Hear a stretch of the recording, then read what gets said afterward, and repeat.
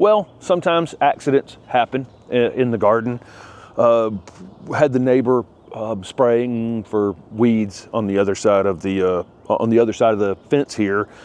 This bignonia that we had found at Lowe's, I think it was at Lowe's, and we actually made a video about it. This is Jekyll Island bignonia, which is one that Dr. Durr had found. It was a really interesting find to have found at a box store like that. And we planted it here. This has been like 2 years now. The first year did very little growing, which you would expect from a lot of vines and a lot of plants in general. Last year it took off and went all the way 12 feet down the line that way and about 3 or 4 feet that direction. Looking great. About 2 months ago now, as we're filming this, almost 2 months ago, it was budding up like crazy. Back in early to mid-March. It was just going to absolutely be full of flowers. Here's a flower that's just about to open on it. Now it has these amazing tubular flowers that sometimes align with the arrival of the hummingbirds and sometimes don't. Other pollinators can cheat the system and kind of drill into the back of them, you know, our native bees. But it was about to come into full flower, and then all of a sudden it just browned up really, really quickly. So I knew something had happened, and I didn't know, you know, occasionally you'll get a vole or something, you know, come and chew the bottom of it, and, you know, that will cause some sort of decline in the entire plant pretty quickly. But then also saw on this Elysium that part of it started to decline as well. So that's when I kind of suspected that it had been sprayed, and we've since confirmed that that's what happened. If I'd have known it had been sprayed at that moment, like if you accidentally spray something, which is very possible, several things. One, if you're spraying on a windy day, obviously, you know, when you're spraying a herbicide of some kind, on a windy day, it can blow over into something like this. That's a possibility. Or if you're spraying on super hot days, you should always read the back of the bottle, because sometimes it'll tell you don't spray it if it's over 90 degrees, because sometimes it can vaporize and then float in the air that way too. You know, basically become a gas, you know, and then end up on something and do damage to it. If I'd have known it had been sprayed that day, I could have probably sprayed some soapy water on it or something to kind of dilute it. If I could have just diluted it, it might do less damage overall. If it had been old Roundup, you know, if it had just been glyphosate on a woody vine like this and a woody shrub like that would have probably just defoliated it and not actually almost killed it. But the new formulas have several chemicals in them, if you've seen it, on the Roundup. And the first chemical is meant to kind of burn the leaves off, you know, to make it seem like it killed it really fast. So that's what we saw. Boom, leaves are gone. And then some additional chemistry that continues to kill the plant and hurt the plant in some way. So we've just waited. We didn't film anything about it, didn't do anything about it, just waiting to see what was going to happen here.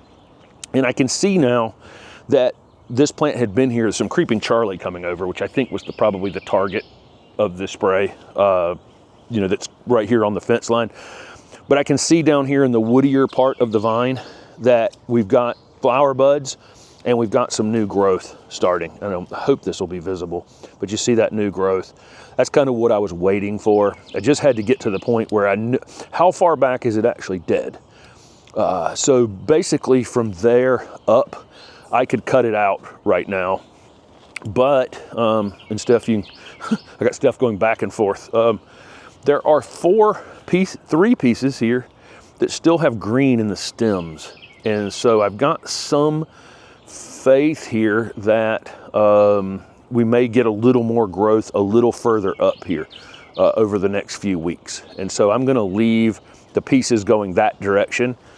For now, I'm going to give this another couple of weeks, and then I'll start to cut it back from there. This side going this direction, I can tell pretty much everything is dead, and so I can just go ahead and cut these pieces off and pull this out. It was on its way. It was really on its way, but the pieces that I can tell are dead going that direction. You know, I'll just go ahead and clean this up and get it looking good again. And the pieces this way, I'll just wait. And I think any of these pieces, vining parts that are clearly dead, I'll just leave them. They're support for the rest of it at this point. But again, I think my strategy would have been to try to, if you're spraying and you just clearly hit a leaf on something that you didn't mean to, you know, if you have a glove on, just break that leaf off that plant. So if I was spraying and I hit this viburnum by accident and I can see the chemical on the leaf, you know, I'm just going to go and tear that leaf off and get rid of it before it starts to get down into the plant. Most of the chemistry you're going to spray, whether it's an herbicide or an insecticide or a fungicide, is going to have some oil in it to make sure it sticks to its intended target. So whether it's spraying a weed or spraying for a fungus, whatever it is, that's why you'd need to have some sort of soapy water to try to get it off of there, is to get that oil, you know, broken down a bit. The Alyssium here, you know, I can see that one major stem of it is clearly in a bad way. It's still green, so I'm holding out some hope here. I may cut it a little bit just to see if I can encourage some growth from further down in there, but I think I'm going to give it another week or two as well. But just showing you here that you can recover from these things on woody shrubs, you know, but anything else would have been dead. Any herbaceous perennial, any annual, anything that didn't have this kind of built up wood, you know, in there, probably at the wrong time of year it would have killed it too. Keep in mind, in the spring, your plants are pushing out sugars up into the top of the plant. So it was in the process of pushing out and up. In the fall, it's in the process of pulling back. So it would have pulled that chemistry right down in the ground. I mean, the best time of year to kill English ivy and some of the other things we might be spraying that are kind of tough, viney things like this is the fall, because it's when the plant's pulling. So it would pull that chemistry right down into the roots of this plant. Luckily, again, it was pushing out. And so that's probably what has saved it as well. But I just wanted to show you time. If you're not able to wash it off that same day, and at least dilute it in some way so it wouldn't have done as much damage. The other thing is just time. You have to wait. You have to see where it's going to leaf out. It may take months sometimes to determine this. Once you figure out how far out it's going to leaf out, you cut it to there and you move on. Hopefully you got a big enough root system on something like this that will keep it alive long enough for that chemistry to break down, you know, a bit in the environment. And every day that passes, you know, whatever this was, I'm assuming Roundup, new formulation Roundup, it'll be diluted a bit, broken down a bit more by the sun and the beneficial things that are down here in the soil, and the plant will have a better chance day by day by day.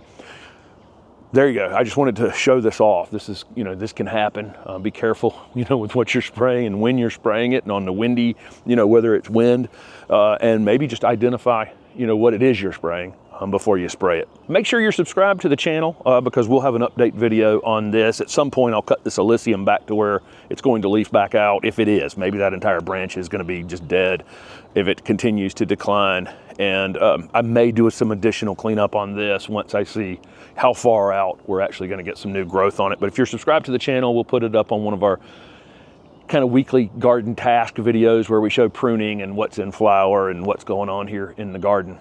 Thanks for watching.